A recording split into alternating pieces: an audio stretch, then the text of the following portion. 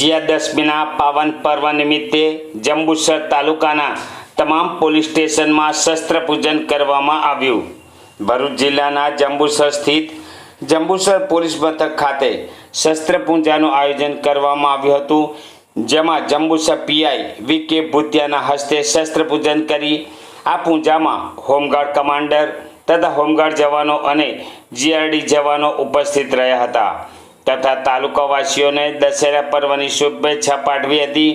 સનાતનમાં પરંપરામાં વિજયાદશમી અથવા દશેરાનું ધાર્મિક મહત્વ ઘણું છે।